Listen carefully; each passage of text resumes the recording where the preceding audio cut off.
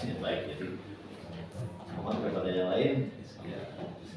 Kemudian pertama akan dilakukan oleh yang amat terpelajar Profesor Dr. Akbar Bajali, MS. Silakan. Ya, terima kasih Pak Ketua.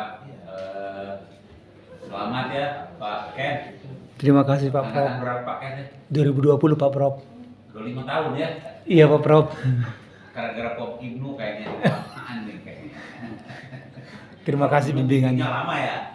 Atau Powandi. Ini kontinuitas penelitian aja Pak Prof. Lebih klop kalau 2024-nya dapat gitu Pak Prof. Oke. Menarik sekira membicarakan masalah pemilu 2019 dan 2024 ya, rentangnya cukup panjang menurut saya. Dan Anda memilih isu tentang politik Papua sebagai objek penelitian Anda, yang itu menurut saya sih isu yang tidak pernah berhenti, isu yang tidak pernah, atau mungkin disengaja ya supaya bisa digoreng gitu, supaya perimbangan keuangan tetap mengalir ke sana. Strategi konflik. Iya sih ya, dipelihara konflik. Kalau penggunaan bahasa kawan itu memang konfliknya dipelihara supaya para pengamat TNI, saya nggak menurut sebenarnya pemerintah bisa tetap memanfaat itu sebagai lumbung budget gitu ya. Harusnya tanya Prof Ibnu nih. Orang Jakarta kayaknya. Orang Jakarta pasti, orang Bandung nggak akan kebagian. Ini soal diskriminasi sebenarnya. Ya, saya langsung seperti tadi Pak Ketua Prodi atau Ketua Pemimpin Sidang, bahwa kita fokus pada hasil riset ya. Ada sebuah tawaran yang menarik. Pertama, isunya kuat. Kemudian secara tegas riset question itu dibangun dari satu konsep yang menurut saya pilihan konsepnya tegas juga, connective action gitu, tentang isu Papua. Dan metodenya Anda menawarkan satu pendekatan paradigma pragmatis, mixed methodology. Kalau Anda menyebut dengan post positivis gitu ya. Dan pilihannya adalah mixed method dengan menggunakan concurrent structure.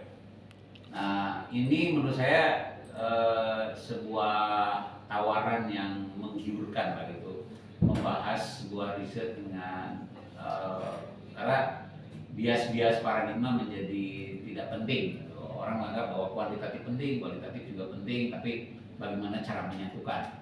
Cuma kesan saya setelah membolak-balik naskah yang sangat tebal, hampir 600 halaman gitu, saya belum mendapatkan struktur yang utuh dari struktur penyajian. Saya tidak terlalu terikat pada isu, seperti narasi Anda kan sangat kuat di isu gitu, isu politiknya. Saya lebih terikat secara metodologis gitu, bagaimana mendampingkan pendekatan yang sifatnya kongruen antara kuantitatif dan kualitatif dengan fokus penelitiannya pada connective action politik Papua. Bagi saya sih masih agak masih data itu masih berceceran gitu. Di sini hasil wawancara dengan media, kemudian di sini hasil pengamatan dari analitik drone and breed, dan kemudian di bagian akhir semiotika, semiotika teks. Holiday yang dipakai, Holiday.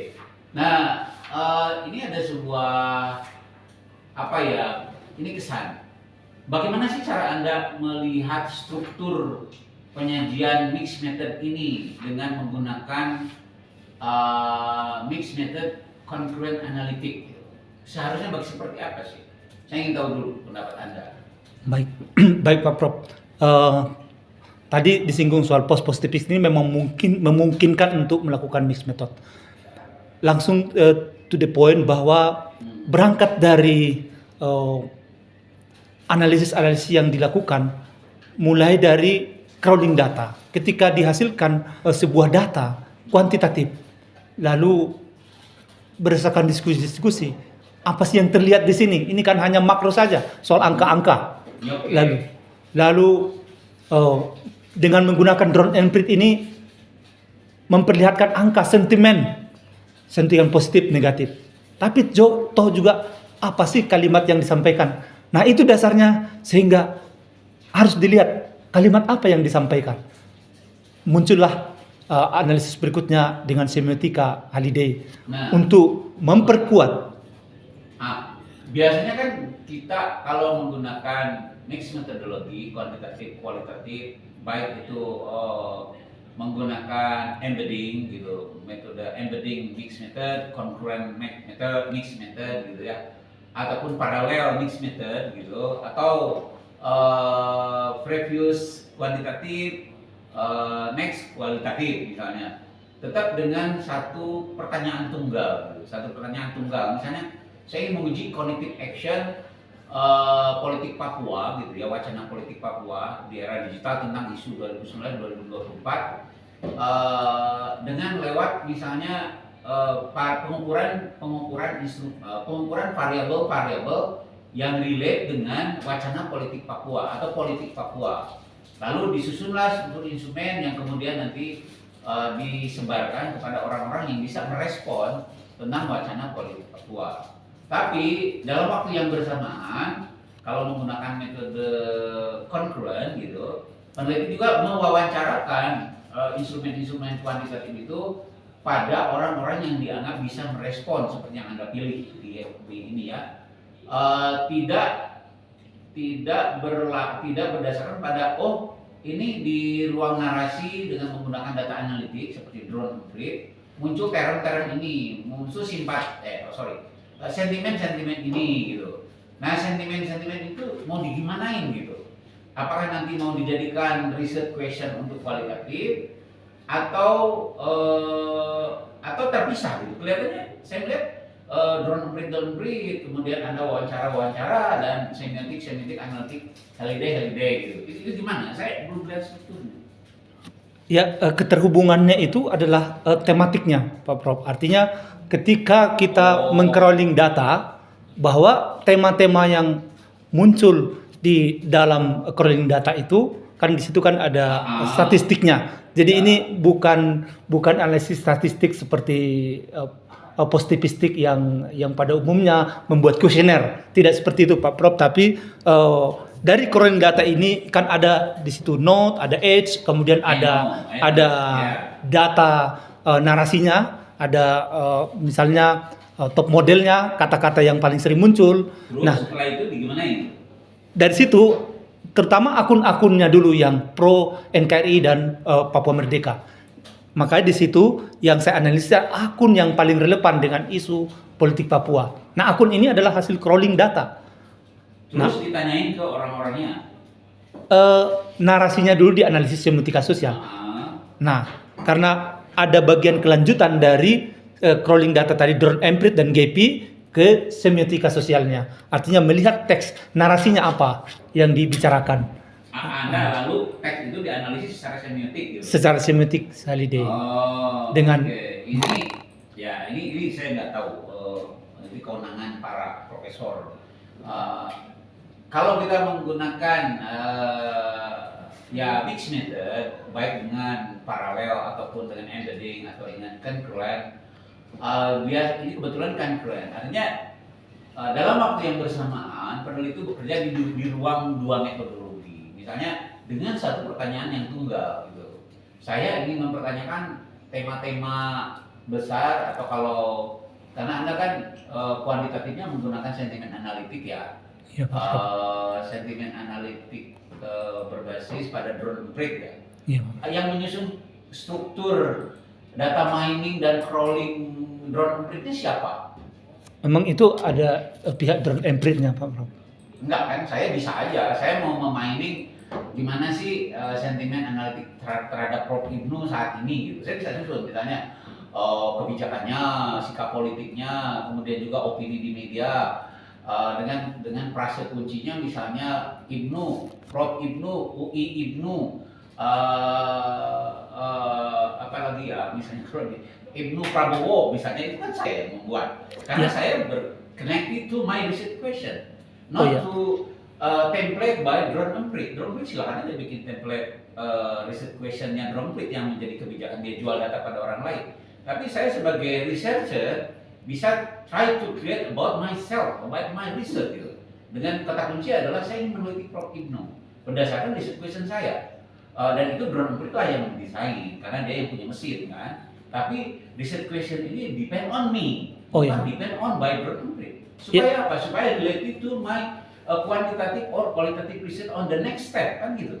Baik Pak Prof, benar Pak Prof. Artinya memang saya menggunakan kata kunci Papua Merdeka Pak Prof. Oke, berarti Anda yang menyusun kan? Iya Pak Prof. Anda berapa kata kunci yang dibuat? Kata kuncinya Papua Merdeka, Papua Merdeka itu sih Pak Prof. Cuma 3. Kenapa tidak 20? Kenapa tidak 30? And then itu akan membuat struktur data akan menjadi lebih variabilitas tinggi gitu kan? Karena kan sentimen analitik itu nggak mungkin dengan 3 kata kunci aja, misalnya walaupun bisa ya. Saya mau misalnya saya sedang saat ini proyek saya adalah sedang meneliti Prabowo Gibran. Apa aja sih di Prabowo saya membuat 200 kata kunci. Gibran juga 200 kata kunci supaya paralel. Dari 200 itu ternyata yang muncul hanya 18 kunci, frase kunci atau kata kunci.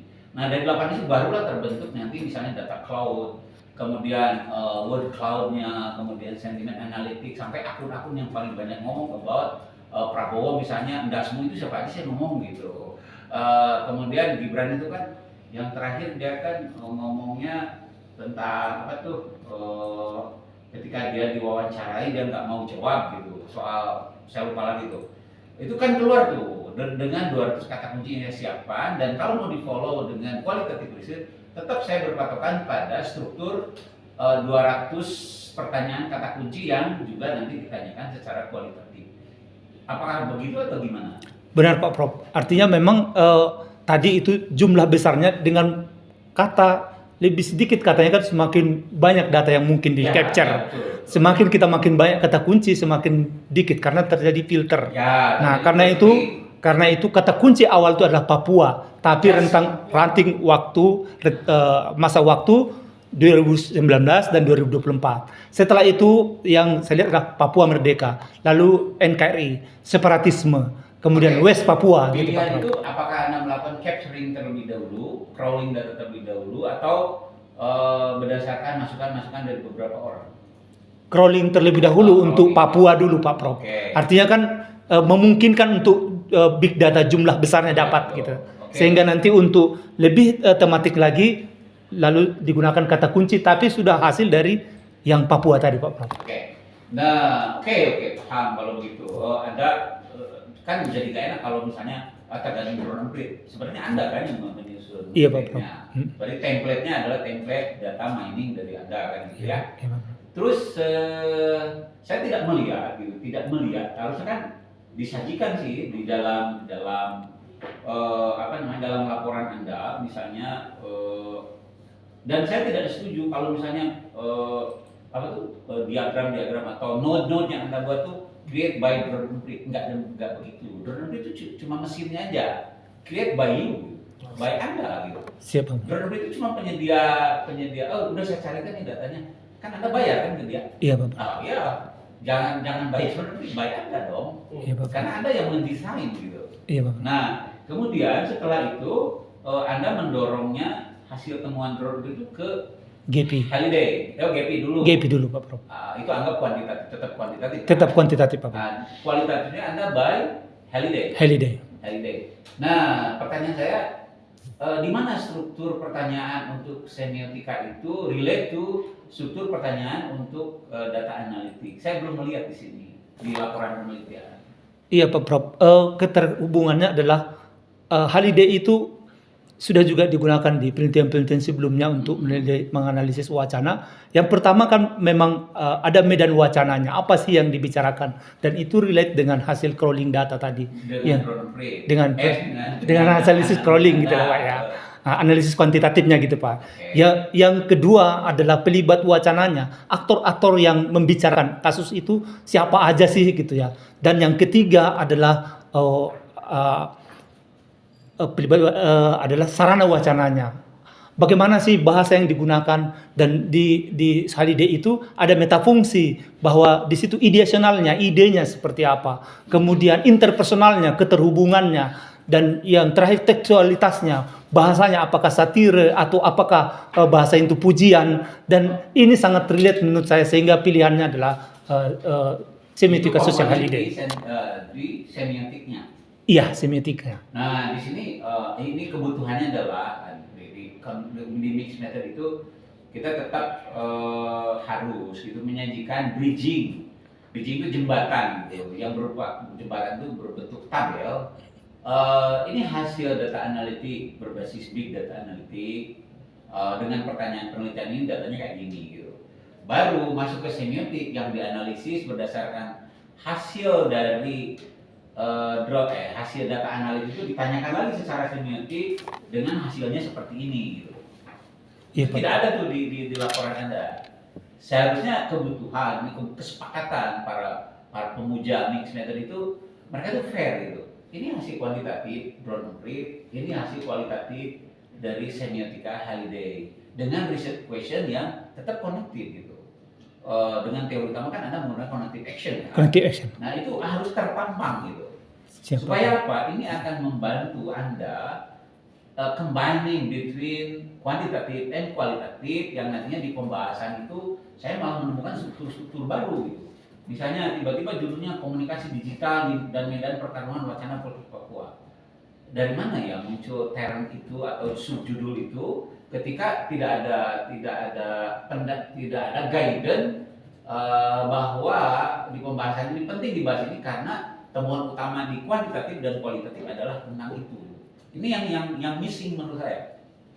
Jadi harus ada tabel atau bridging mendampingkan hasil kuantitatif dan kualitatif yang kemudian nanti isu-isu utamanya akan dibawa ke pembahasan. Itu yang nampak menurut saya. Ini penting supaya pembaca seperti saya gitu atau Bu Evi atau mungkin yang lain dapat satu formula mixed method yang jelas, clear gitu. Karena itulah pentingnya mixed method. Yang kebetulan Anda mendampingkan dua kajian itu di waktu yang sama gitu. Itu tuh saran saya. Siap, Pak Prof. Terima kasih sarannya, Pak Jadi Prof. tolong ya supaya kesannya di pembahasan itu kok beda lagi ya ceritanya, malah bicara komunikasi digital, kemudian wacana politik di Twitter. Mana Twitter kan bukan hanya Twitter kan, data analitiknya atau Twitter aja. Oh, bukannya Twitter, Pak Prof, tapi kan karena dia jumlahnya cukup besar di Twitter, akhirnya untuk yang data searching di Donald Trump apa memang hanya Twitter? Oh, bukan, Prof. Ada media online, ada Facebook, ada Instagram, ada Twitter. Yang dibahas cuma Twitter aja. Karena kelanjutan dari persentasenya itu kan 92%-nya Twitter. Akhirnya pilihan itunya adalah Twitter aja. Ya dijelasin dong kalau gitu ya. Iya, Pak. Walaupun menurut saya sih nggak fair juga. Memang data analitik sekarang itu Twitter paling dominan. Karena apa? Karena dia membebaskan API kan. Dia membuka kan data sebanyak apapun yang mau ambil silakan aja ambil. Kalau Facebook enggak. Facebook misalnya, sorry ya, Anda ngambil data udah 200 sel. Maaf, saya cuma kasih 200 aja gitu kan. Karena API-nya tidak bebas kan. Anda harus izin dulu ke siapa yang punyanya Facebook tuh. Mau juga Nah, itu izin dulu Pak, boleh nggak nambah? Nanti saya bayar lagi sekian kan gitu. Kalau Twitter masih free gitu. TikTok juga masih free lah. Itu menurut saya sih. Jadi harus dijelasin juga kenapa sih Twitter menjadi alat bahasan utama. Nah ini mungkin yang menurut saya. Siap, Pak Prof. Terima kasih, Pak Prof. Mohon maaf Pak tim promotor supaya saya dapat guidance gitu. Ini kuantitatif, ini kualitatif, dampingkan dulu hasilnya baru masuk ke pembahasan. Siap, itu Pak aja. Atur nuhun. Terima kasih, Pak Prof. Ya, baik. Terima kasih, Prof. Aslan. Ada sanggahan atau bukan begitu, Prof? Silakan. Monggo, silakan. Karena ini hasil riset, bukan usulan riset. Oh, siap, Pak Prof. Tentunya memang munculnya di pembahasan itu tematik setelah hasil dari dua metode kuantitatif dan kualitatifnya, sehingga disarikan poin terpentingnya menjadi poin-poin yang di pembahasan itu. Tapi saya kira saran untuk bridging mungkin saya sudah memasukkan di dalam, tapi mungkin belum tegas gitu, Pak Prof. Okay. Dan saya kira ini karena memang itu tuntutan dari mixed methodology begitu. Ya. Siap, Pak Prof. Ya. Terima kasih, Ya, Pak Prof. baik ya. Jadi sebetulnya datanya sudah ada ya. Sudah ada, Pak Prof. Cuman harus diperjelas bridgingnya, Pak Prof. Ya, baik. Selanjutnya saya persilakan kepada penguji yang kedua, Prof. Renaldi kedua yang pelajar Ibu Dr. Evi Aryan MBD. Silakan Bu Evi. Ya, baik. Terima kasih Pak Ketua Sidang. Pak Ken, selamat ya. Pada akhirnya kata Pak Atwar dulu yang disertasi yang bagus itu yang selesai. Jadi, Terima kasih Bu saya Dr. nggak Evi. tahu, tidak bertemu beliau baru Oh, iya. Jadi saya lupa ini yang mana tayanya. Tapi akhirnya kita bertemu di sini, selamat, mudah-mudahan lancar. Nah, lancar untuk ke sidang terakhir. Nah, ada banyak yang sudah yang tadinya ingin saya tanyakan tapi sudah ditanyakan oleh Prof. Atwar karena memang betul di situ intinya di metodologi ya Pak ya tadi dan penyampaian yang belum terstruktur sehingga tadinya saya tidak baca Pak karena kan saya tadinya tidak bisa harus ke Komdigi gitu. Tapi ternyata oleh Komdigi boleh disampaikan secara online di siang hari jam 1, jadi saya baca nih gitu 230 halaman.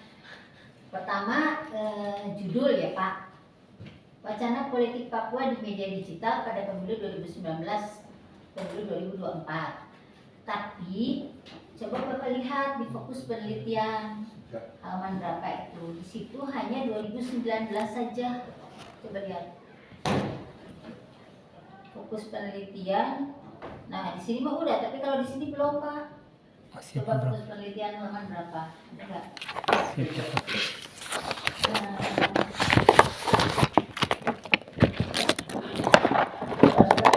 Aman berapa? Belum Pak, belum. Anda hanya mengatakan 2019 saja, mungkin belum terkoreksi ya. Siap Bu. Di halaman 14 Bu.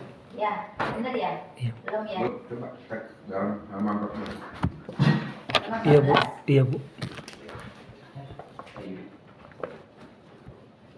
Iya kan? Iya Bu. Nanti segera saya perbaikan. Di 2019, tolong diperbaiki. Nah, kemudian masih di alinea pertama itu Bapak mengutip We Are Social itu 2022 karena dengan 2024 maka sebaiknya mengutip yang data terakhir 2024 data We Are Socialnya agar relevan gitu kan menggunakan Siap. data yang update. Siap Bu. Nah, kemudian ini pertanyaan penelitian Pak. Kalau saya lihat pertanyaan penelitian itu kan gampang ya. Ya. Apa? Mengapa? Bagaimana connective action? Iya. Kalau dari situ sih saya melihatnya tidak harus mix ya kalau menurut saya. Apa? Mengapa? Bagaimana harusnya kalau menurut saya mah udah aja dieksplor di situ tidak harus mix method gitu. Tapi nggak apa-apa ya itu mah terserah peneliti. Anda menggunakan di sini ada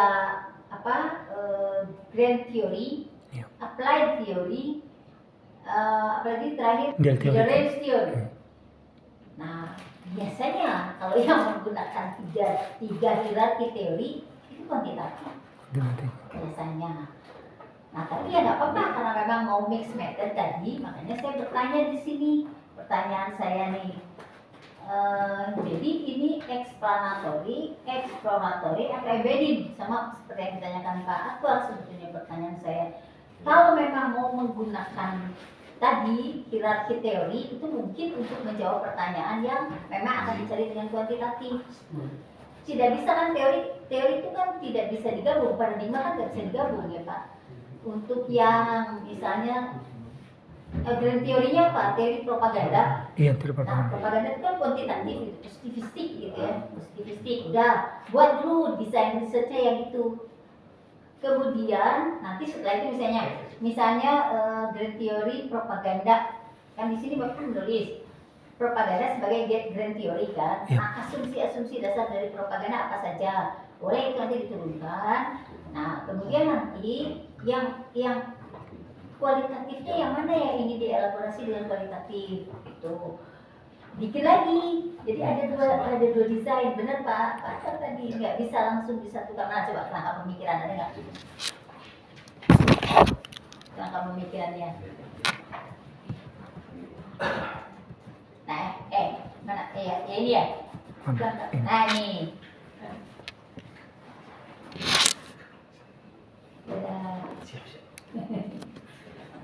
Bukan Pak, bukan yang ini, yang tadi latar belakang. Yang ini Bu, kalau yang Mana sih? kerangka pemikirannya ini, Bu. Ini kalau mengambil ini, pertanyaan penelitian tergambar di sini gimana? Tuh, teori propaganda, teori connective action sebagai applied, ya. Iya. Kemudian putting as communication sebagai konsep. Itu mah kalau menggambarnya ke pinggir, tidak memperlihatkan hierarki grand, middle, and applied. Kalau mengacu kepada taksonomi grand, middle range, and applied side bukan applied sebetulnya grand theory, middle range theory, terus ke bawahnya apa? Ya applied theory, kemudian ada konsep. Nah itu kan ke bawah itu harusnya. Namanya juga grand theory. Kalau ini bagaimana kelihatan grand orang dia sejajar begitu Pak? Grand, kemudian applied, kemudian konsep. Kalau menurut saya nih, jadi dari kerangka pemikiran ini makanya kalau ini pertanyaan saya tadi kan, ini explanatory, exploratory, atau embedded. Kalau mau embedded pun tidak begini, tetap terpisah. Kalau menurut saya, tapi nggak tahu ya nanti ya dengan para pembimbingnya. Nah, ini kerangka pemikiran inilah karena menggambarkannya seperti ini, maka penyajian datanya tadi yang seperti Pak Fer bilang kurang terstruktur, tidak terstruktur. Padahal ini kayak data segala macam ada, tapi jadi hanya makanya ujung-ujungnya dia muncul tuh subjudul anu ada nggak di sini? Nggak ada kan? Padahal kerangka pemikiran itu hanya menjawab apa, mengapa dan bagaimana. Nah, apa ini nanti mau diteliti dengan metode apa? Bagaimananya diteliti dengan metode apa, terus mengapanya dengan metode apa, itu Pak ya. Jadi ini menurut saya ya bisa jadi berbeda. Karena apa? Karena kalau begini, ini jadi berangkatnya dari mana mulainya? Ini komunikasi politik kalau mau konsisten, komunikasi politik paralel itu ada di mana? Di grand theory, di middle range theory, atau di applied theory? Komunikasi politiknya itu grand teorinya. Nggak ada Pak, komunikasi politik mah nggak akan jadi grand teori. Komunikasi politik itu turunan dari teori-teori yang ada di atasnya. Bisa jadi komunikasi politik itu ada di applied. Voting as communication itu bukan di applied, tapi di konsep.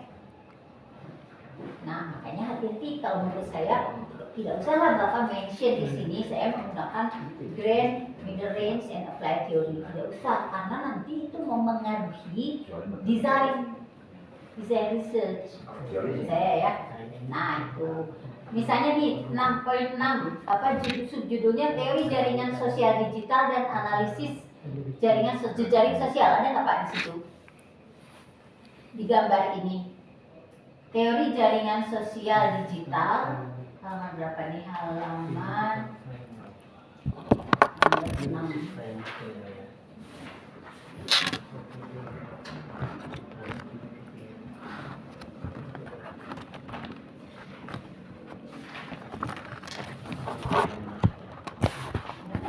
Pokoknya ada di sini Bapak tiba-tiba punya judul teori jaringan sosial digital dan analisis jaringan sosial yang di kerangka pemikiran tidak ada. Nah, itu bagaimana caranya tiba-tiba muncul itu? Maka kalau dari awal mau menggunakan paradigma positivistik dengan mixed method, gambarnya, desainnya harus jelas. Jadi makanya saya tuh tidak suka dengan mixed method, capek Pak. Bikin desain yang luar biasa. Ya cobalah kita risetnya kan. Kalau saya sih dengan pertanyaan apa, mengapa, bagaimana sih sebetulnya tidak harus mixed method. Elaborasi dengan 3 pertanyaan itu, menggunakan dengan 3 pertanyaan penelitian itu, metode apa yang paling cocok gitu. Kalau menurut saya itu Bapak luar biasa, udah kerja keras, tapi ketika menyajikan karena tidak dibarui dengan kerangka pemikiran yang runut, penyajiannya jadi kalau menurut semua mencaura gitu ya kemana-mana. Itu ya Pak ya, masukan dari saya. Kemudian nomor 8, dalam kajian ini yang menjadi objek penelitian adalah individu, kelompok. Nah ini objek atau subjek? Objek. Subjek lah Pak. Kalau manusia objek. Individu, kelompok. Maksud sini akun-akunnya Bu.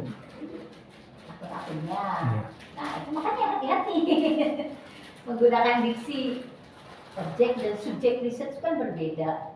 Gitu ya. Ini nanti yang nomor 8 objek penelitian coba dilihat lagi. Kalau ini kan di sini dalam kajian ini yang menjadi objek penelitian adalah individu-individu dan kelompok-kelompok politik Papua dalam konteks cyber society. Ini subjek penelitian. Kalau ini, kalau kalimatnya seperti ini. Nah nanti baru ada turunkan lagi objeknya, misalnya akun-akun atau apa gitu ya, blog. Nah kemudian, terus nih di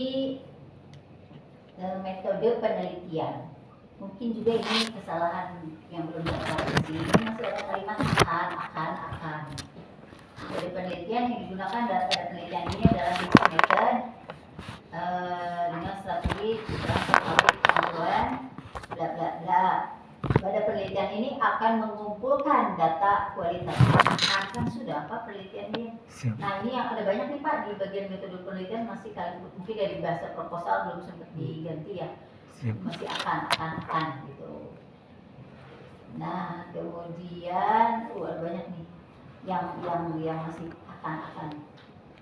Nah terus kan kemudian Anda menggunakan Claude Lévi-Strauss untuk Anda menggunakan oposisi biner. Ya. Posisi binary. Nah ini untuk menjawab yang mana? Yang apa, mengapa, atau yang bagaimana? Untuk menjawab pertanyaan penelitian yang mana? Bagaimana? Jadi pertentangan. Semuanya dibikin biner gitu. Ya. Ini kan khusus untuk yang teks hasil wawancara dari informan. Untuk mengolah. Iya. Untuk mengolah. Sebagai metode aja. Mengolah berarti metode yang digunakan untuk mengolah data wawancara menggunakan ini. Iya. Claude Lévi-Strauss. Ya, tapi nanti kan jadi loncat-loncat ya, kayak misalnya Claude Lévi-Strauss itu kan strukturalisme ya. Iya. Strukturalisme dia risetnya mitos misalnya. Mitos apa dalam kultur tertentu yang kemudian dibagi dua antara dua biner itu tadi, misalnya yang positif, negatif, yang mendukung, tidak mendukung. Nah, apakah ini tepat digunakan metode ini? Tepat. Tepat ya, kenapa Pak? Yang pertama memang yang menjadi tema penelitian kan pertarungan wacana politik Papua gitu ya. Artinya oposisi benar itu pertentangan pas untuk menganalisis bagaimana misalnya ada 23 informan ini seperti apa kelompok yang pro Papua Merdeka, bagaimana kelompok yang pro NKRI gitu. Jadi terlihat jelas pertentangannya. Selain Claude Lévi-Strauss ada nggak yang bisa digunakan? Mungkin ada, tapi ini kan terlihat yang lebih pas untuk memperlihatkan pertentangannya karena ini kan pertarungan wacana politik itu dari 23 informan ini memang Lévi-Strauss itu sampai pada mitos, tapi itu kan teorinya. Saya tidak sampai ke mitosnya karena saya berada pada wilayah post-positivistik. Jadi saya gunakan untuk melihat pertentangannya saja karena memang mestinya bisa membuat sebuah metode untuk menganalisis hasil teks wawancara, tapi ada metode yang sudah ada, yaitu saya gunakan gitu. Ya itulah karena tadi ya, karena mixed method jadi seolah semua teh bisa aja lah, boleh gitu. Saya ada bingungnya gini Pak, karena saya oleh Prof. Dedi dulu ketika kuliah S3 itu ketat banget ya paradigma positivistik, paradigma interpretif gitu ya, kritis. Ketika baca strukturalis teori digunakan untuk kualitatif gitu, saya tuh agak memberontak gitu karena menurut saya ini kurang tepat. Makanya tadi saya tanya, ada nggak yang lain? Kalau saya tidak, mungkin bisa ya. Tapi jadi kesannya tuh gini, ada ini dicolek pakai ini, ada data ini colek pakai ini gitu loh Pak, kesannya. Tapi mengabaikan kontinum teori yang biasanya dalam kontinum teori itu tidak saling benar-benar ruangnya masing-masing ada. Wacana politik itu seringkali ada di kontinum kritis biasanya. Nah itu maka silakan nanti dengan Prof. Ibnu dan Prof. Fandi dan Pak Dadang apakah matters untuk dibongkar kembali gitu ya Pak Ibnu ya. Oke ya Pak itu. Nah berikutnya, terus ini Pak di goodness kriteria tuh ada kalimat yang belum selesai. Goodness kriteria halaman berapa sih? Karena paradigma positif sama seperti paradigma positivistik dalam realitas sosial, yaitu melihatnya sebagai hal yang relatif stabil dan berdasarkan pola atau ketertiban yang sudah ada sebelumnya. Titik aja. Kalau saya sih menganggap ini belum selesai, karena biasanya kalau kalimat diawali dengan karena, kesannya kan ada maka gitu. Tapi saya mencari makanya nggak ada ini. Mana ya? Yang di goodness kriteria. Untuk mengetahui goodness kriteria pada penelitian ini adalah dengan melihat aspek epistemologi dari penelitian. Artinya bla bla bla bla. Nah kemudian setelah bicara kriteria keabsahan penelitian ini diukur dari objektivitas dan kredibilitas. Titik. Karena paradigma postpoten bla bla bla, nah makanya apa? Nggak ada. Jadi saya menggantung, kalau kata orang Sunda mah gantung terian gitu. Apa ya? Menggantung Pak. Gimana yang dilanjutannya? Nah, kemudian halaman 538 itu udah yang tadi yang dulu kan sudah ya sama Pak Tuhan. Dan saya memang membaca semua tuh Pak yang pembahasan itu bab 5 ya? Bab 5 ya. Bab 5. Ini luar biasa sebetulnya, kayak datanya. Cuman ya tadi tidak terstruktur. Jadi terlalu banyak data tapi tidak terstruktur. Ini menjawab apa? Ini menguatkan pertanyaan yang mana gitu. Kemudian ini membridging ke temuan yang mana? Itu tuh belum nampak.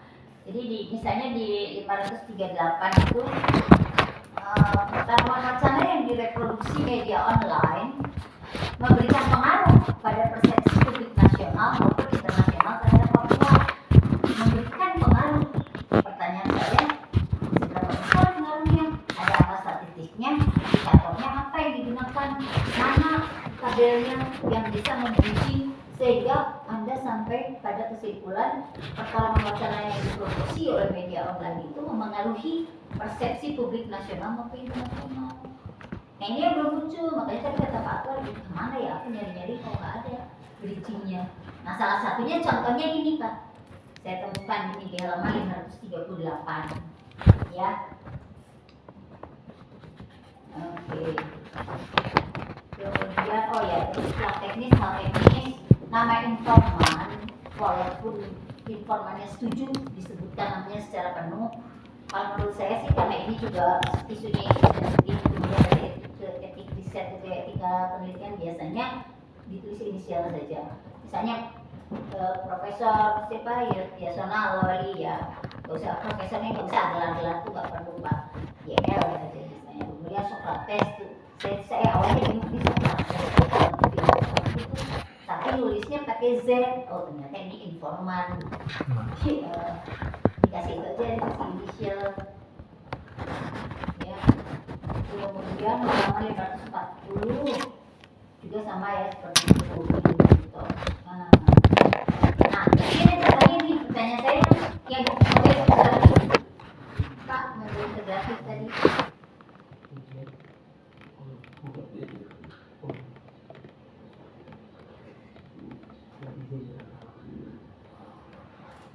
Nah ini apa ya? Ini kan berarti Anda mensintesis seluruh temuan untuk menjawab 3 pertanyaan penelitian tadi, gitu. Iya. Sehingga dapatlah ini ada evolution of discourse, jadi ada evolusi wacana di Papua. Iya. Yang, nah hybrid action itu apa tuh Pak? Kalau connective action oke yang dari Bennett, yang hybrid actionnya apa? Hybrid action itu dari Bennett juga kan ada tiga tipe dari Bennett itu.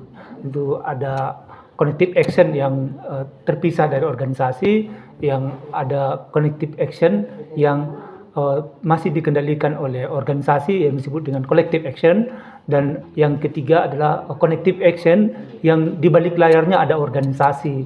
Jadi ini berarti menjawab saya tadi sama Pak Tur bertanya, Anda langsung menyebut ada pengalaman kolektif ya?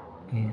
ada tadi kolektif, bukan pengalaman kolektif yang di masyarakat Papua yang trauma terhadap Kekerasan, represi. Nah, pelanggaran HAM, biasanya represi. kalau ada pengalaman kolektif, fenomenologi.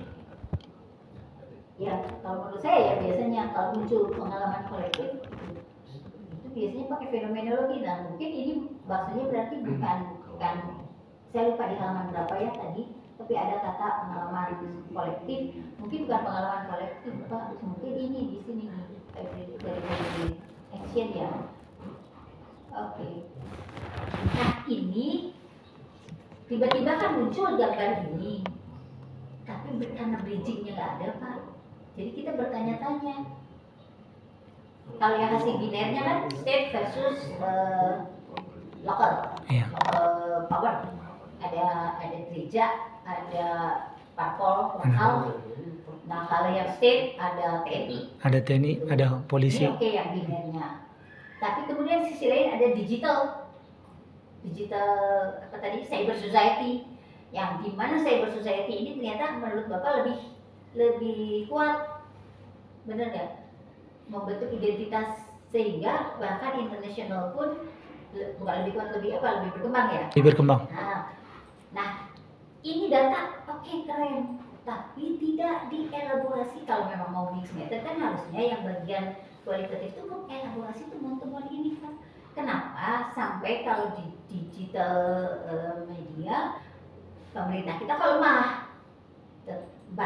malah international society yang bisa membangun narasi-narasi dan discourse yang justru lebih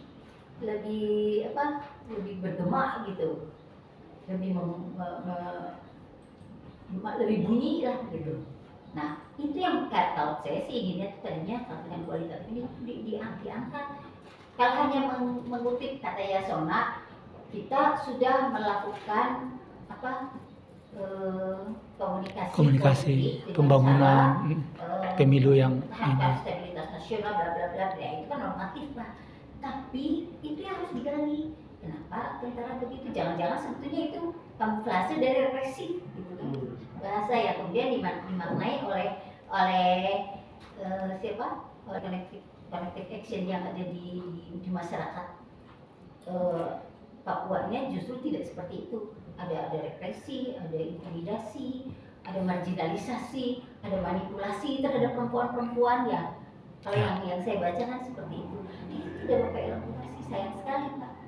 Jadi ini hanya muncul wawancara begini, bikin aja jadi model. Jangan, harusnya lebih mendalam dulu. Beyond the statement of Lawli itu apa sih sebenarnya? Gitu. Itu mungkin. Terima kasih. Terima kasih Pak Ketua.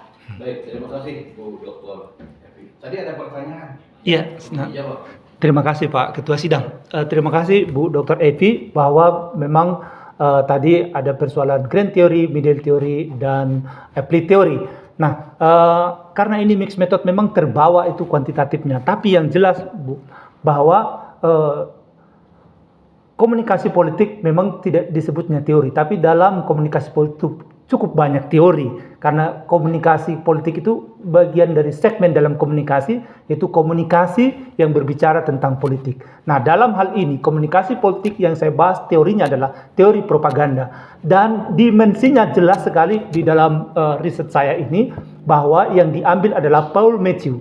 Dan di situ jelas sekali ada 4 elemen yang digunakan untuk melihat narasi atau wacana Papua Merdeka. Yang pertama adalah ada teks yang disebarluaskan dengan begitu cepat, kemudian jumlah volume yang banyak, dan yang ketiga dia tidak mengutamakan kebenaran, dan yang keempat adalah tidak konsisten. Poin itu sebenarnya yang saya ambil dari propaganda. Sehingga karena saya konsisten bahwa ini adalah komunikasi politik dengan menggunakan teori propaganda, modelnya adalah model falsehood atau propaganda Rusia yang digagas oleh Paul and Matthew. Itu yang pertama untuk poin propaganda. Yang kedua, bahwa ini adalah mixed method.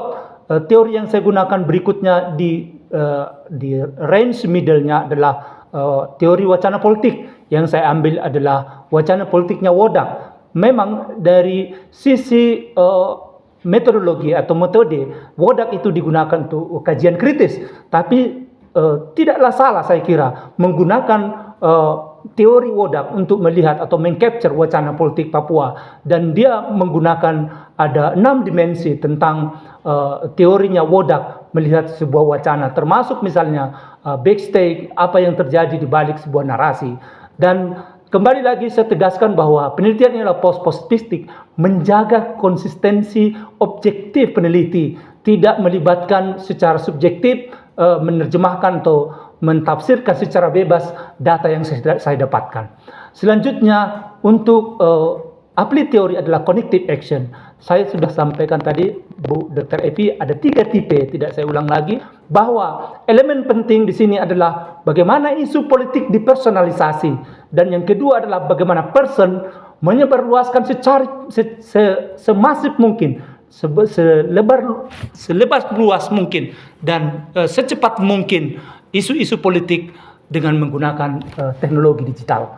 Saya kira ini sangat solid teori yang saya gunakan, dan saya mempertahankan ini propaganda Paul Matthew, dan analisis wacana politiknya adalah WODAK, dan applied teorinya adalah connective action. Dan saya sudah meriset perkembangan connective action dari berbagai penelitian, termasuk penelitian di Indonesia, bagaimana pertarungan pilkada DKI Jakarta, penelitian LIM, bahwa ada keterhubungan walaupun ketika itu kecil keterhubungan keadilan dan pluralisme melawan polarisasi politik di Indonesia. Saya kira itu jawaban saya untuk teori yang saya gunakan, dan beberapa hal mohon maaf kekeliruan saya, ada beberapa yang belum terupdate di metodologi, dan bridgingnya sama seperti yang disampaikan oleh Pak Prof. Atwar. Saya sangat setuju untuk merapikan sehingga ini mudah dibaca oleh halayak umum. Sekian dan terima kasih atas masukannya Bu Dr. Epi, dan nanti direvisi akan saya perbaiki. Terima kasih. Nanti ditambah pemikiran ya, Prof. Siap. Ya, Ya, dalam pemikiran. Sip, mangga. Cukup, Bu?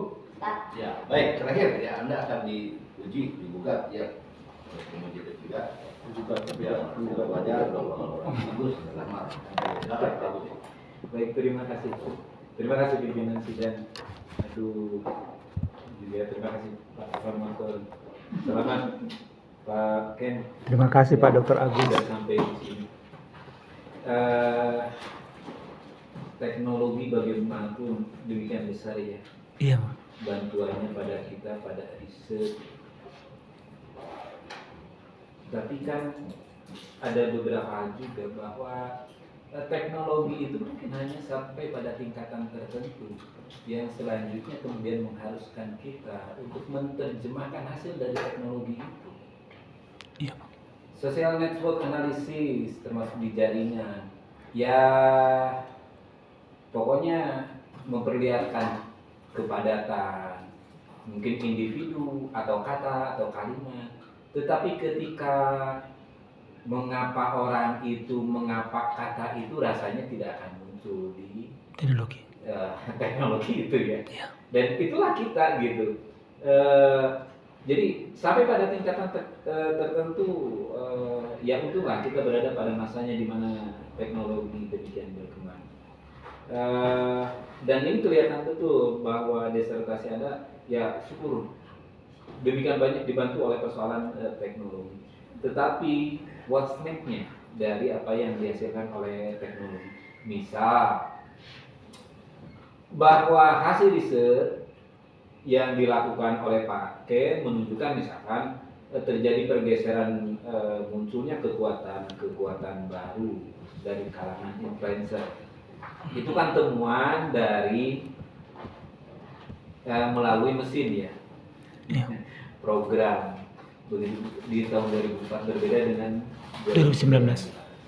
Tapi menjadi pertanyaan, kekuatan baru seperti apa sih yang muncul ini? Gitu. Mungkin apa karakteristik atau sesuatu yang memiliki relevansi dengan pertama dengan risetnya kita, dan yang kedua adalah data itu juga tersedia di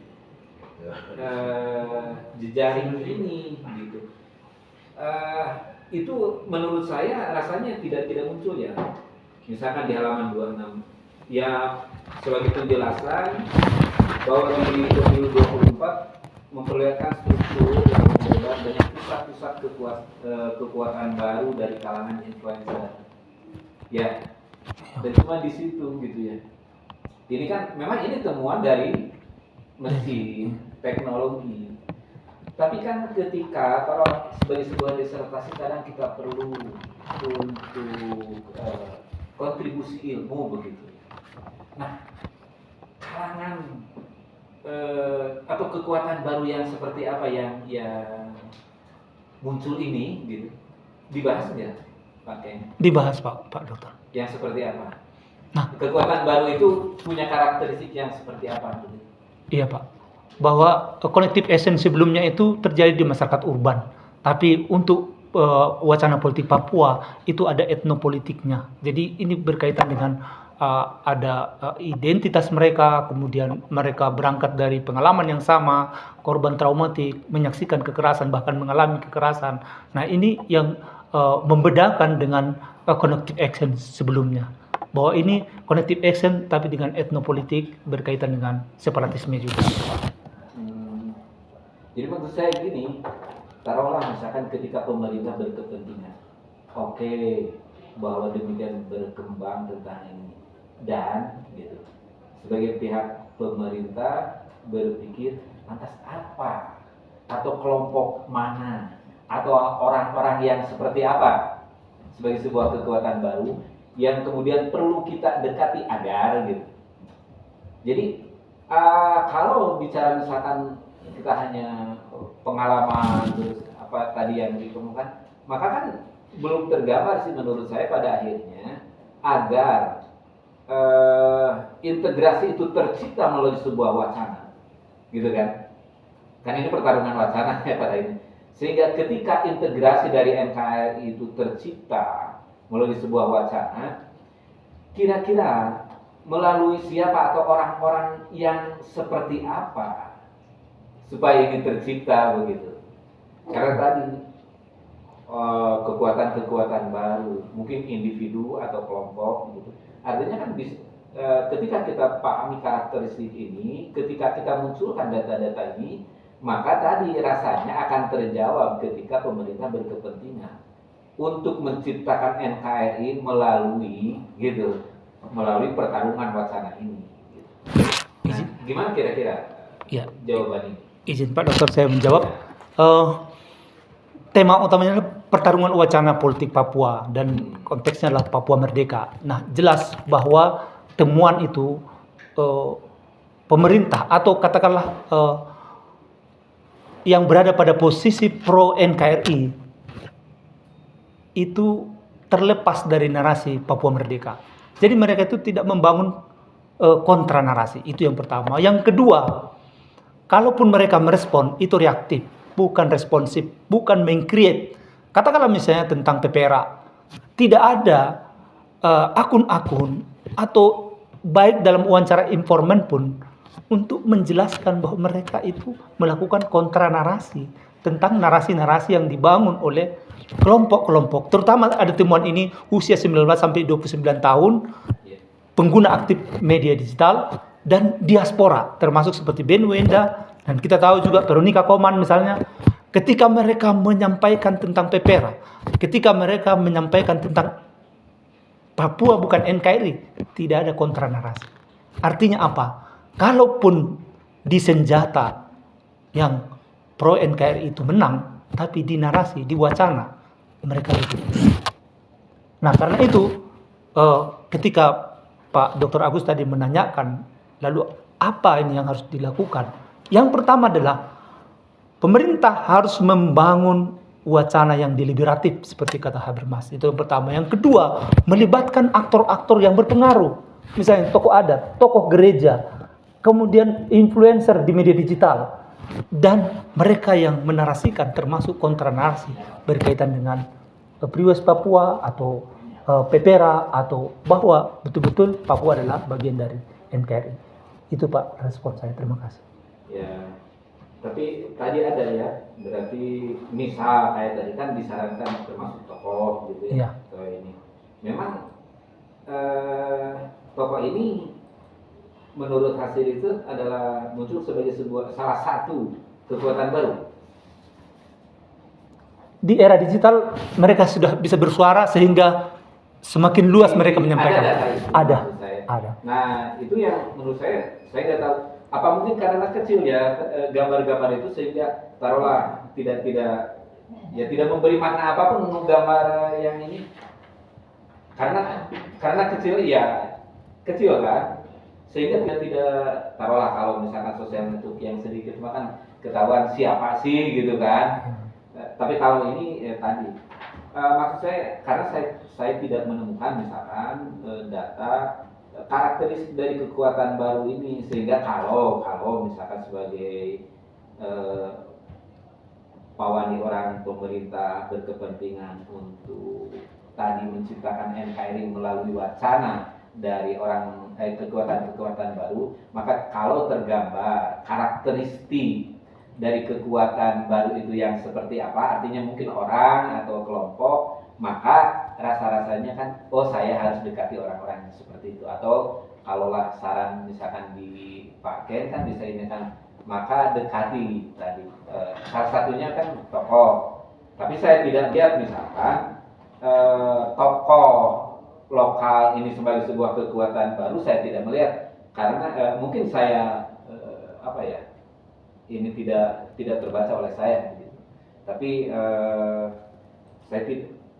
saya tidak mungkin kelewat membaca bahwa tokoh baru ini menjadi salah satu dari kekuatan baru, atau tokoh masyarakat ini menjadi salah satu tokoh dari kekuatan baru ini gitu ya.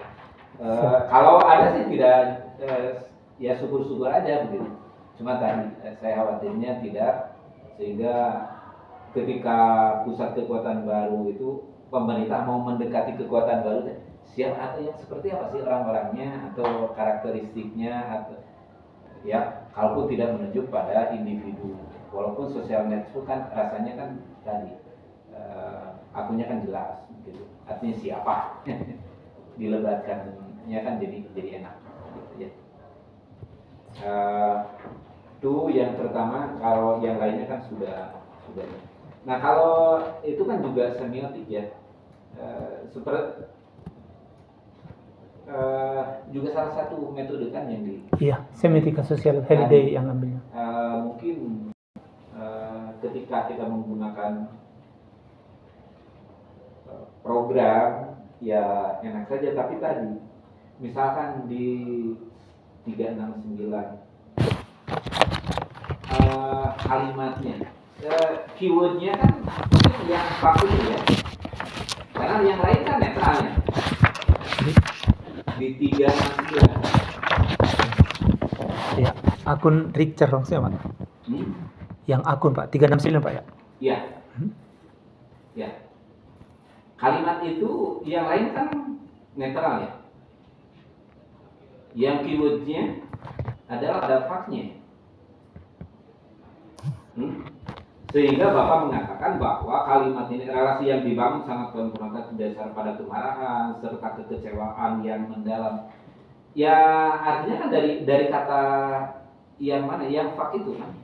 Ada dua Pak itu Pak. Ada Free West Papuanya Pak. Papua Merdeka kan maksudnya Pak. Dan itu kan diterjemahkannya kan hujatan terhadap pemerintah kan. Ya.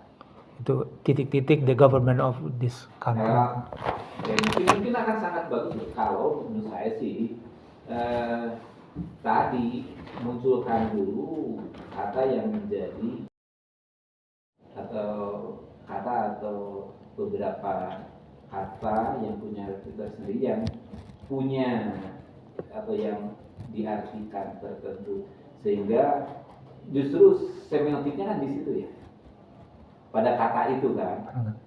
Walaupun nanti pada akhirnya misalkan ketika saya Free West Papua ya malah saya tadi mengartikan atau ini netral juga. Free West Papua Pro Merdeka Pak.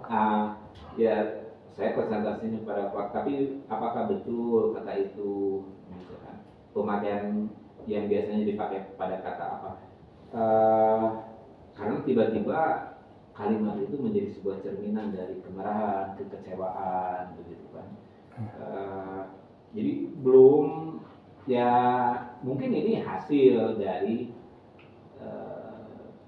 mesin, tetapi kan akan sangat bagus kalau peneliti sendiri memulai secara tadi sistematis, kata ini dipakai di apa sehingga kalimat ini pada akhirnya diartikan seperti apa, begitu kan.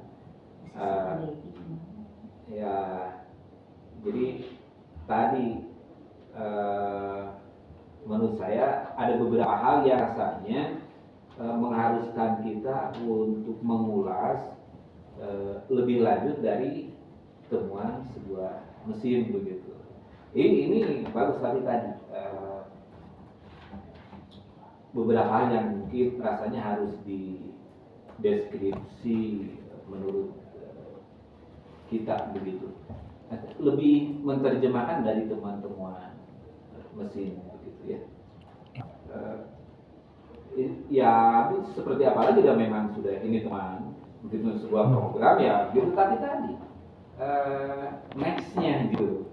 Ya menurut saya itu yang jauh lebih menghidupkan riset ini sudah bagus, tapi hidupnya sebuah riset ini adalah pada dialog-dialog gitu ya, dialog-dialog datanya gitu, bukan pada datanya. Kalau datanya siapa yang kemudian akan mengomentari tentang temuan-temuan ini? Ya begitu hasil mesin. Ya tapi jadi kurang menarik begitu kalau hanya mengandalkan itu. Dialog semua inilah yang dilakukan oleh peneliti. Menurut saya itu yang jauh akan lebih menghidupkan riset ini. Gitu ya.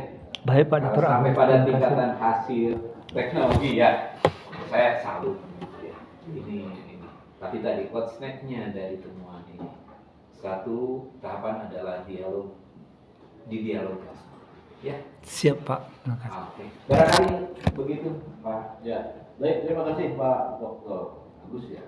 Jadi yang digarisbawahi oleh Pak Agus adalah kurangnya dialektika ya antara data yang dihasilkan dengan ya, setelah Pak Agus harus ada proses dialog lah, apakah itu dengan dasar teori atau yang lain-lain. Karena kalau soal data sendiri itu kan produk mesin ya. Oh, bisa saya respon juga Pak. Silakan ke Pak. Ya. Izin ya Pak. Terima kasih Pak Dr. Agus bahwa memang berangkat dari riset ini seperti katakanlah misalnya kita masuk belantara digital gitu ya. Begitu masuk belantara digital, saya kan harus mau cari apa nih? Nah itu tadi saya menggunakan aplikasi dengan menggunakan kata kunci. Setelah menggunakan kata kuncinya Papua, lalu Papua Merdeka. Dapat data 500 lebih untuk di 2019, 300 lebih di 2024. Nah, dari data itu kan saya zoom lagi nih, Ini ada apa nih? Nah, muncul tadi ada visualisasi, ya karena saking banyak data itu memang belum terlihat semua. Nah, ketika di zoom, oh node-nya ada, edge-nya ada, jaringan node-nya itu akunnya, edge-nya itu jaringannya. Interaksinya meningkat. Nah, dengan melihat itu, secara statistik digital sudah kelihatan ada modularitas dan segala macam. Tapi kembali lagi penasarannya semakin dalam nih. Emang mereka bicarakan apa? Nah itu tadilah maka berlanjut ke kualitatif, melihat narasinya. Nah narasinya ini Pak, itu akun-akun yang paling relevan dengan wacana politik Papua. Dalam konteks ini penelitian kualitatifnya, saya tidak bicara lagi keterwakilan, tapi keragamannya selengkap mungkin sampai titik jenuh bahwa tema wacana politik itu sudah tergambar di akun di pemilu 2019 dan 2024. Lalu teksnya itu saya narasi dan ada multimodal, ada teks, ada gambar, ada juga video. Nah itulah yang saya analisis Pak, maka hasilnya dapat seperti ini. Semiotika Halliday tadi menggunakan 3 dimensi, lalu juga saya gunakan Levi-Strauss untuk melihat pertentangan narasi mereka, wacana politiknya antara oposisi benar, antara merdeka, NKRI, antara kesejahteraan dan kemiskinan. Itulah yang saya gunakan Pak, menzoom hasil teknologi tadi Pak, melihat. Sehingga ketika meneliti, menganalisis narasinya, itu peran peneliti Pak. karena di situ wilayahnya udah kualitatif. Terima kasih, itu yang bisa saya respon Pak Dr. Agus. Ya, cukup ya. Cukup. Ini persoalannya kan semiotik itu makanya bukan pure qualitative research ya, itu merupakan textual analysis. Karena belum kita sudah pakai Halliday, pakai Barthes, sama aja dengan memakai teori objektif kan itu. Kalau dalam kuantitatif, makanya beberapa referensi mengatakan ini lebih tepatnya textual analysis, analisis teks media harus seperti itu. Oke, Siap. tadi permasalahan menurut gue ini jadi bingung juga kan ya. Gitu. Ya nanti lah di tim promotor ya. Tapi Siap. ini adalah temuan realita di dalam pengujian ini. Gitu ya. Terima kasih Pak Ketua Sidang. Konsultasikan atau dibicarakan di tingkat internal tim. Baik, terima kasih Pak Dr. Agus dan Ibu Dr. Evi. Kita beralih pada tim promotor yang akan lebih menegaskan konklusi, bukan lagi menguji lah, gitu ya. Jadi sebetulnya apa konklusi yang bisa ditegaskan oleh tim promotor Anda?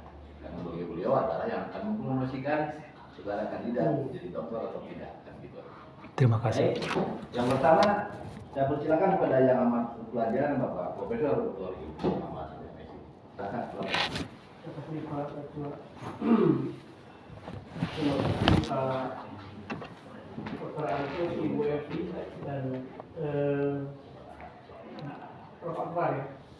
Sudah saya mengikuti tadi dari 3 penguji, dimensi epistemologinya itu sudah direspon juga dan harus diikuti lah ya Pak. Siap, Bro. Sekarang saya ingin maju Pak Ketua ke dimensi ontologi ya, nanti terakhir aksiologinya. Nah, jadi secara ontologis hakikat penelitian bahkan mungkin temuan yang Pak Ken Norton dapatkan dari menggunakan sebutlah mixed method ataupun multi method ya. Apa yang Pak Ken temukan dari lapangan? Silakan satu-satu dulu. Oh ya, langsung dijawab Pak Prof. Baik. Ini belum pernah diskusi ada ini beri pertanyaan di sini. Kalau saya pembimbingnya. Siap Pak Prof. Silakan. Ya.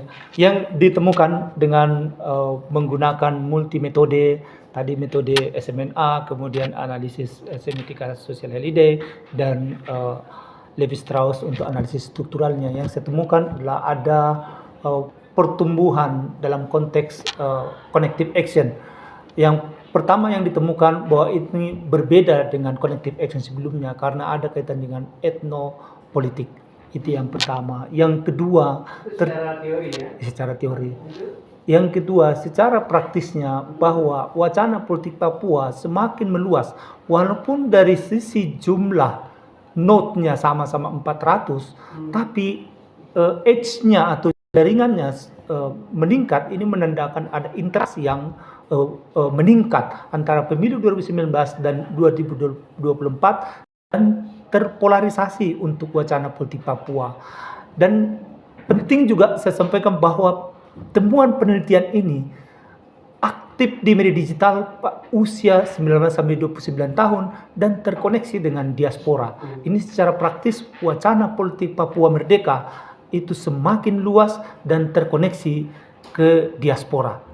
Nah, dari pilihan atau rentetan data yang Bapak temukan itu sebenarnya kita belum dengar ontologi ya, ontologi penelitian Bapak ini. Jadi apa sebetulnya yang diteliti oleh Pak Ken ini dari konflik Papua ini? Ya. Ontologi yang saya pahami adalah realitas, artinya dalam hal ini yang saya analisis adalah wacana. Wacana is communication, artinya yang saya analisis adalah wacana politik Papua Merdeka. Oh iya, saya tanya di balik wacana apa yang Anda temukan? Ontologi apa? Tadi itu, filsafat ilmu itu. Behind the scene apa yang Anda temukan setelah data terkumpul, dianalisis dengan ragam metode? Apa yang Anda temukan? Ya. Wacana yang ditemukan, ya ini realitasnya wacana ya. Dalam konteks ini yang saya pahami, wacana yang ada dalam teks itu mereka menyampaikan wacana ini dalam konteks menyebarluaskan wacana dan membentuk wacana, kan begitu ya. Nah, realitasnya terjadi pertarungan Gitu. posisi NKRI dan Papua Merdeka. Oke, lebih Itu dari realitasnya. lebih dari itu, ontologi apa dalam pertarungan wacana seperti yang dikemukakan dalam disertasi Anda? Bagaimana pertarungannya antara dua kelompok yang pro NKRI dan pro kemerdekaan? Ya, Apa ontologi yang Anda temukan? ya. Realitasnya bahwa wacana yang dibangun oleh pro NKRI mengedepankan stabilitas politik, security atau keamanan, dan integrasi. Oh, itu belum sampai ke ontologi yang paling dasar menurut saya. Karena Anda sedang bicara sebuah wilayah di Papua, wilayah di Indonesia yang namanya Papua, di situ ada konflik, di situ ada pertarungan yang pro kemerdekaan dan pro NKRI itu sendiri kan. Jadi apa hakikat yang Anda temukan? Hakikat yang saya temukan yang pertama adalah bahwa dalam pertarungan wacana itu, dalam pertarungan wacana itu, dimensi kemanusiaan, suara lirih dari korban itu yang menjadi fakta lapangan yang terbaikan antara konflik pro NKRI dan Papua Merdeka. Jadi suara lirih korban ini, mereka menjadi korban senjata, mereka menjadi korban propaganda. Ini realitas yang betul-betul terabaikan. Dan itu masih data yang Anda lihat, tapi Ontologis itu hakikat ya. Pak. coba baca juga yang terakhir Anda sampaikan ke kita tuh, kalimat yang Anda temukan katanya. Konflik tidak lagi dalam senjata tapi dalam cerita kan gitu. Apa yang mau sampaikan di sini? Realitas apa? Ontologi apa yang Anda katakan? ya, Itu kalau calon dokter begitu. Ya. Silakan. ya temuan saya Jangan bahwa lupa epistemologi baikin ya. Ya. Karena ontologi tanpa epistemologi yang baik dan benar juga nggak bisa. Silakan. Baik, terima kasih Pak Prof. Di balik pernyataan ini apa sebetulnya ontologi yang ingin Anda sampaikan? Papua Merdeka pertarungan wacana. Nah, di balik itu sebenarnya tidak lagi soal wilayah, tetapi soal siapa yang berhasil mendefinisikan masa depan Papua. Kasih cue sedikit deh, sebagai calon doktor komunikasi lah begitu. Apa realitas yang ontologi apa yang Anda temukan dalam riset saudara ini? Kan kita orang komunikasi bukan sosiologi atau politik kan? Ya. Apa? Hmm. Walaupun ini promotor tapi penguji juga ya. Iya. Ini sih temuan saya Pak Prof, bahwa Papua Merdeka itu tidak lagi tentang senjata, tetapi tentang siapa yang lebih dipercaya dalam cerita. Jadi kan ada fakta, disimbolisasi, jadi data dianalisis, jadi ini, di balik ini baru itu ontologi itu. Jadi apa yang Anda temukan setelah menggunakan ragam epistemologi, ditemukan ragam data, apa inti dari sudut pandang calon dokter komunikasi terkait konflik Papua ini? Dan banyak isu di situ. Ontologi kemerdekaan, ontologi hak dasar hidup, ontologi apa lagi? Keadilan, ontologi apa lagi? Yang ujungnya kebebasan. adalah ontologi apakah Papua ini lebih dekat ke merdeka atau tetap di NKRI dan begitu. Apa Ya. yang Anda temukan? Secara naratif Papua Merdeka lebih dekat ke merdeka. Begitu. Itu ontologi Anda di lapangan. Iya. Itu dengan argumentasi Kalau sudah semakin terjadi. epistemologinya bisa kesimpulan begitu ya. Anda bisa melihat Bisa Pak Prof. begitu tujuannya, makanya perbaikilah epistemologinya. Iya, Supaya Pak. ontologi Anda menyatakan bahwa secara naratif Papua Merdeka lebih dekat merdeka, Anda bertanggung jawab secara epistemologi karena ilmu itu bertanggung jawab dengan metodologi kan. Siapa Prof? Saya lanjut dikit ketua. Ya, silakan. Dan aksiologinya sekarang. Jadi Ya. buat apa di sini kalau begitu? Kalau Ya, Anda menemukan, oh udah dekat secara narasi nih ke kemerdekaan. Siapa yang paling berkepentingan dengan pernyataan itu kalau Anda nanti promosi doktor disaksikan oleh Dandim Jawa Barat misalnya, Kodam dengan intel yang beredar, ada aja kan? Apa yang Anda akan Ontologi apa yang aksiologi apa yang Anda akan katakan? Ini bisa menjadi rekomendasi untuk kebijakan penanganan wacana politik Papua. Artinya apa kalau sebagai dokter komunikasi Anda akan mengatakan apa secara aksiologis? Aksiologis, pemerintah dan jajarannya, terutama yang berada di Papua, TNI, Polri, dan pemerintah daerah harus memperbaiki komunikasinya. Itu calon dokter komunikasi. Kalau karena ini bukan dokter sosiologi kita, bukan dokter komunikasi, dokter politik, dokter komunikasi. Oke, supaya bersahutan epistemologi, ontologi lalu aksiologi. Terima kasih Pak. Baik, terima kasih Prof. Ibnu. Jelas ya, pakai ya. Siap Pak Tatanan Presiden. filsafat ilmunya itu mesti jelas, betul. Ontologis, epistemologis, dan aksiologis itulah level kajian di doktoral. Baik, selanjutnya saya persilakan pada anggota promotor yang kedua, yang pelajar, dokter, dan yang silakan. Ya, terima kasih Pak Ketua, para promotor dan para ahli. Saya tidak terlalu banyak, tapi yang disampaikan oleh beberapa yang tadi saya dengar ya, sebenarnya karena tadi pas ke kelas, saya kira apa yang ditemukan oleh Pak Ken ini luar biasa sebenarnya. Bukan luar biasa, apa namanya ya, lengkap lah, padat gitu. Tapi how to communicate hasil penelitian ini menjadi sangat penting. Makanya tadi ya, makanya secara epistemologi. Maka sekarang pertanyaan secara ontologis dan secara aksiologis. Sehingga kata-kata yang sangat esensial untuk menggambarkan riset ini apa itu harus kasih bukan hanya tanda coret dan segala macam, walaupun dibungkus dengan sangat kuat begitu ya. Di kelas sebelah juga ini nggak ada tadi ada mahasiswa katanya mau masuk ke sini, benar hasil risetnya.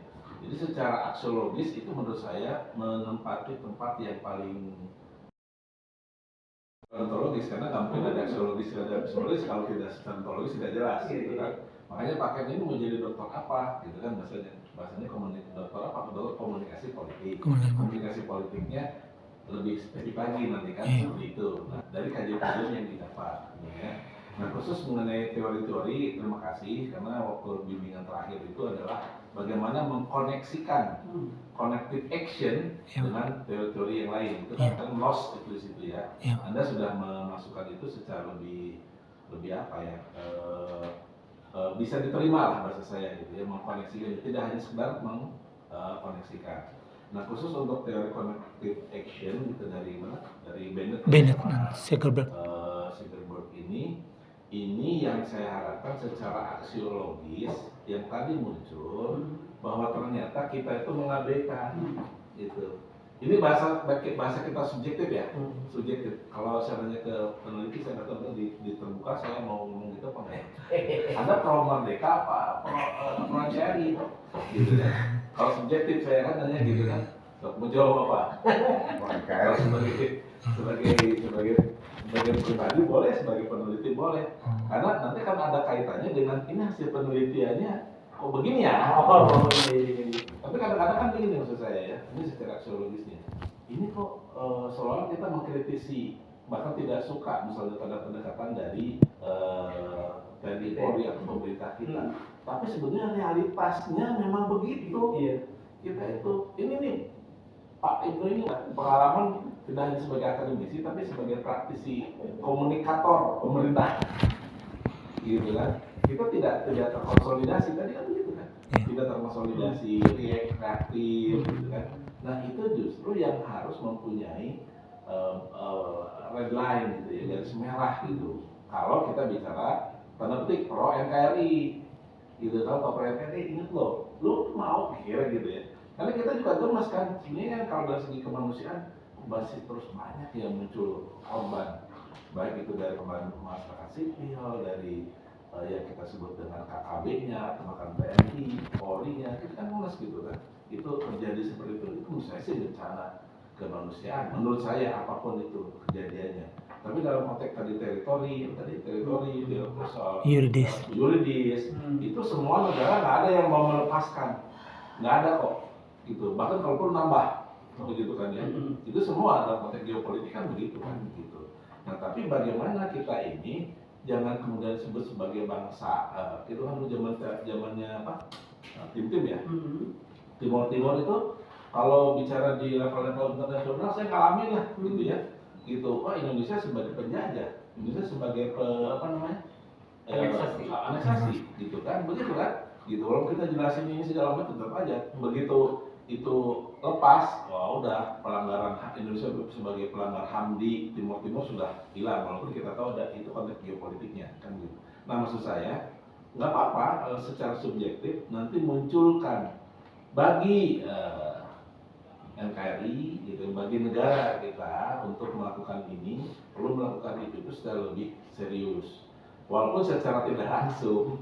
Ini sebenarnya kalau diceritakan hasil penelitian Ken Norton sudah bagus tuh, menguntungkan dan bisa menjadi bahan bakar buat Papua merdeka.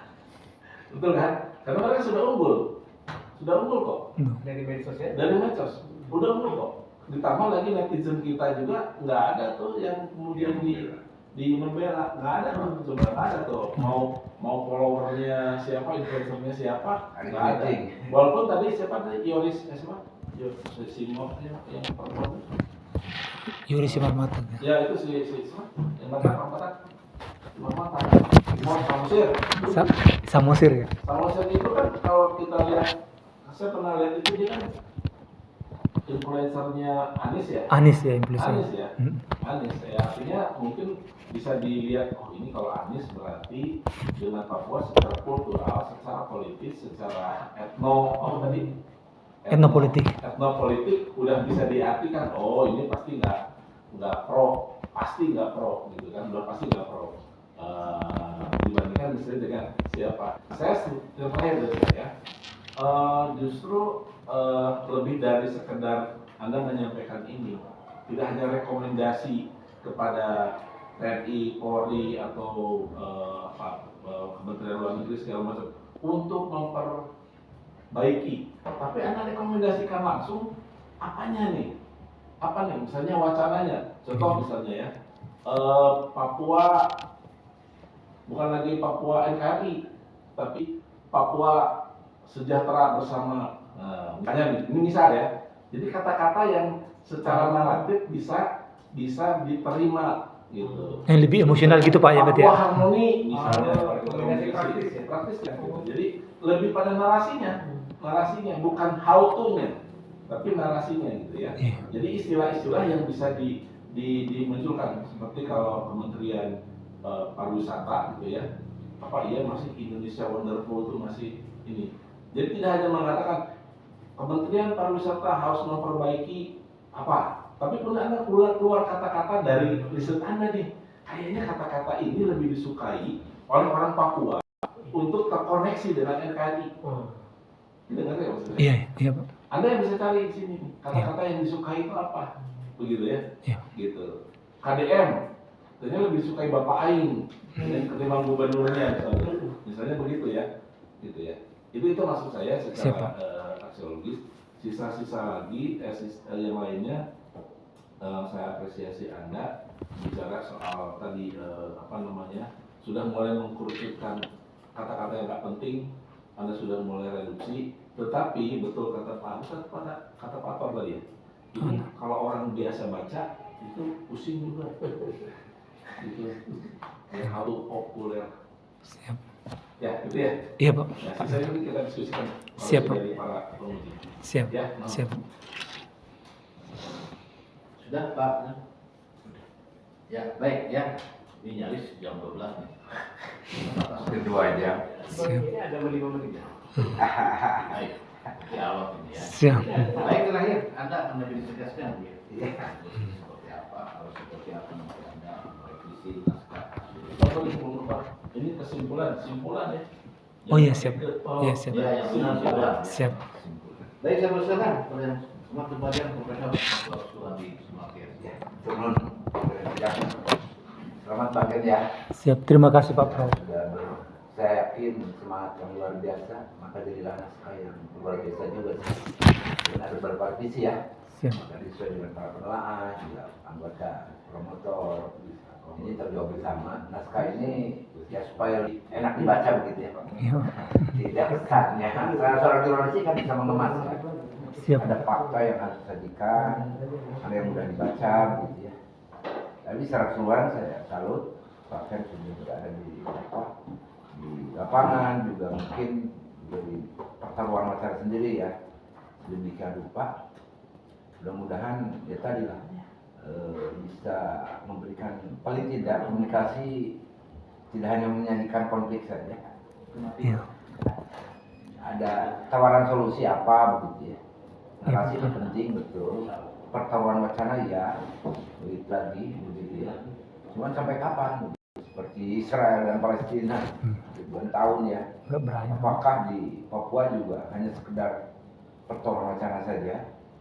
Ya, yang bisa disarankan mungkin menang di cerita, menang di media begitu ya. Iya. Tapi apakah sekarang mungkin saya lihat tim-tim juga agak ya artinya kedodoran ya. Tapi mungkin rasa bangganya tinggi. Apakah Papua juga dengan pertaruhan wacana ini arahnya mau kemana gitu? Tadi kan Pak Ken bilang merdeka ya. Pak Komandi, saya lupa itu yang sebenarnya tadi yang saya sampaikan. Ini secara tidak langsung ya. Tim-tim itu sekarang kan masyarakatnya malah kurang ini ya, Kurang sejahtera. Itu bisa aja kita gedein soal tim yang tidak sejahtera gitu ya. Jadi bisa efeknya sebetulnya kayak main dilihat gitu ke sana tapi nembaknya ke Papua loh. Domino efek. Papua itu kayak tim-tim gitu. Walaupun itu kata Prof. Andi soal kebanggaannya bisa jadi lebih besar. Iya. Benar nggak sih? Ya. Siapa Pak? Ya salut sih bisa masuk, cuman ya tadi mudah-mudahan yang terbaik lah. Siap. Entah kita juga nggak pro merdeka, nggak juga NKRI sih. Jadi orang luar kan nggak ada kepentingan, dari mana nggak ada apapun dia. Iya. Ya, Iya Pak Prof. jadi barangkali dalam konteks negara mungkin perlu narasi seperti apa sih, ya yang bisa dalam konteks negara nih, elit seperti apa yang perlu punya visi, bisa menghargai HAM-nya, begitu ya. Iya Pak Prof. Tidak main senjata seenaknya, atau jangan-jangan ada di harisannya. Memang pemerintah pusat punya kepentingan yang lebih praktis, ya. Iya Pak Didukung Prof. oleh siapa barangkali di diasporanya. Iya. Begitu pun sebaliknya.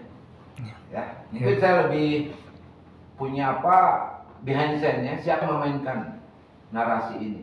Ya. Iya Pak Prof. Barangkali Pak kan punya ring satunya lah. Siapa yang memainkan ini? Ya, kalau apa paling Indonesia kalau di Jakarta Bang Luhut, ya. Ya, besar kan? LDP ini yang paling Indonesia. Di sana siapa sih yang paling pro? Sana yang paling pro ini siapa?